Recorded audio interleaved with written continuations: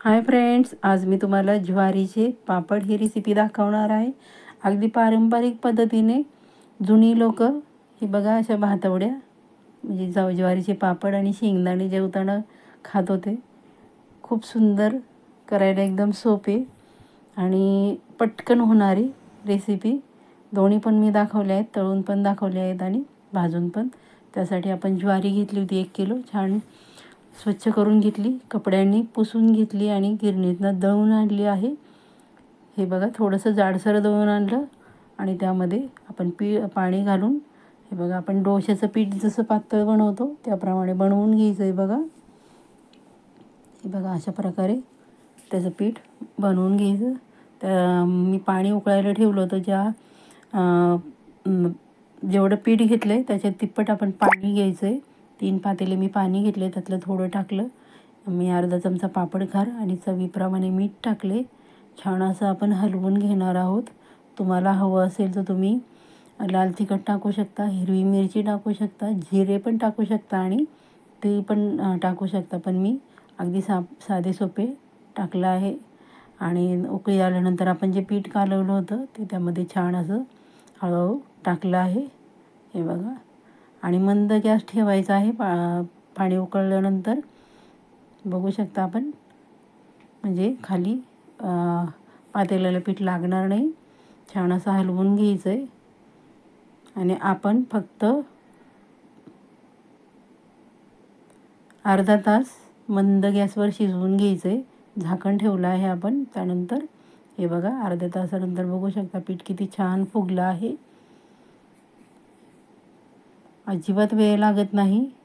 तुमची ते ज्वारी 3 दिवस भिजवा, वाळवा, तसलं काही नाही करायचं बघा। असं साधे सोप्या पद्धतीने केले ना तरी खूप छान चवीला लागतात आणि वेळ पण कमी लागतो। हे बघा पीठ शिजलंय बघा, कसं आपण बघायचं हे बघा, असं थांबून थांबून पडतंय म्हणजे आपलं पीठ शिजलंय। दुसरी एक ट्रिक सांगते मी। डिशमध्ये मी पाणी घेतले थंड आणि त्यामध्ये आपण हे थेंब सोडणार आहोत बघा।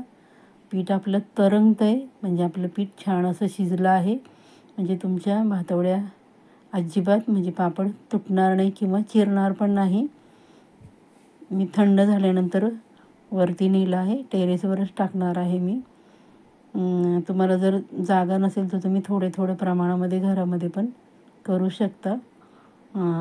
घरामध्ये प्लास्टिकच्या कागदावर किंवा साडीवर, ओढणीवर टाकू शकता, पण साडी ओढणीवर ते खूप व्याप होतो। प्लास्टिकच्या ह्याच्यावर थंड झाल्यावर टाकलं तरी चालते। हे बघा दाखवते मी कसं टाकायचं ते। छान असं आपण गोल आकार द्यायचा आहे, असं पसरून घ्यायचं आहे। तुम्हाला जेवढा मोठा पापड हवा आहे तेवढ्या मोठ्या आकाराचं तुम्ही करू शकता। खूप सुंदर, अजिबात तुटत नाहीत, चिरत नाही पापड, एवढा सुंदर होतो। हे बघा अशा प्रकारे मी सर्व करून घेतले आहेत। बघू शकता आपण, करायला अजिबात वेळ लागत नाही आणि झंझट पण नाही। ज्वारी धुवायची, सुकवायची तसलं काही नाही। हे बघा सर्व आपण करून घेतलं आहे। 3 दिवस मी पूर्ण उन्हामध्ये वाळवलं आहे। बघू शकता अशा 3 दिवसामध्ये छान अशा वाळवल्या आहेत। आपण ह्या 2 वर्ष 3 वर्ष पण स्टोअर करून ठेवू शकता, कारण आपण कडकडीत उन्हात वाळवले आहेत, त्यामुळे ते अजिबात खराब होणार नाहीत आणि त्याला कीड वगैरे पण लागणार नाही। अशा प्रकारे आपण 3 दिवस छान अशा उन्हामध्ये वाळवले आहेत। मी सर्वप्रथम तुम्हाला भाजून दाखवते। कसं पहिले चुली होत्या, चुलीवर खूप छान आहारावर त्या भाजल्या जायच्या कोळशावर, पण आता कोणाकडे, आमच्याकडे तर चूल बघायला पण नाही मिळत, गॅसवरच सर्व असतं। हे बघा गॅसवर भाजत आहे, छोट्या गॅसवर छान असं आपण आलटी पलटी करून चिमट्याने धरून भाजून घ्यायचं आहे। कडा आहेत त्या लगेच हे होतात, पण बाजूला केलं की आणि फुंकलं की ते विझून जातं। हे बघा किती छान फुलला आहे पापड, खूप छान चवीला लागतो। मी दुसरा पण तुम्हाला दाखवते आहे बघा। अशा प्रकारे आपण आलटी पलटी करून भाजू शकता। अगदी नवशिके पण शिकतील करायला, एवढा साधा सोपा ज्वारीचा पापड आहे। व्हिडिओ मैत्रिणींना कुठेही स्किप न करता पहा, म्हणजे तुम्हाला कळेल कसं बनवलं आहे ज्वारीचे पापड। हे बघा अशा प्रकारे आपण छान असं भाजून घेतोय। जे माझ्या चॅनलवर अजून नवीन असतील त्यांनी पटापट चॅनलला लाईक करायचं, सबस्क्राईब करायचं आणि शेअर करायची. रेसिपी आवडली तर तुमच्या मैत्रिणींना, फॅमिलीमध्ये. शेंगदाण्याबरोबर खूप छान लागतात बघा. मधल्या वेळेत पण तुम्ही भूक लागली ना तर खूप छान पर्याय आहे. अजिबात तेलकट नाही, पौष्टिक असं ज्वारीचं पापड आणि शेंगदाणे चविष्ट. त्यानंतर मी तळून पण तुम्हाला दाखवते बघा. तेल आपण अगोदर छान कडकडीत गरम केलं आहे. त्यानंतर बघू शकता मध्यम गॅसवर छान असं तळून घ्यायचं आहे. बघा किती छान फुललं आहे. आपण अजिबात त्याला ज्वारीला भिजवलं नाही किंवा वाळवलं नाही, फक्त छान असं पुसून स्वच्छ करून घेतली. बघा किती छान पापड फुलला आहे. तुम्हाला दुसरा पण मी पापड तळून दाखवते. तेल पण अजिबात जास्त लागत नाही, कमी तेलामध्ये पण तुम्ही तळू शकता.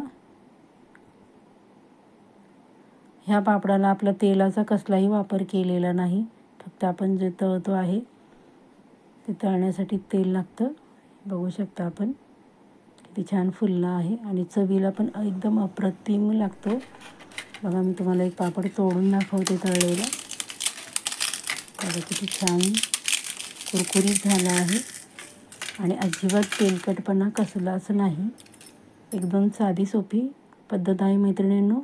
चला तर मग मस्त खा, स्वस्त राहा, काळजी घ्या. पुढच्या रेसिपीसाठी तयार राहा. सर्वांचे मनापासून खूप खूप खूप धन्यवाद.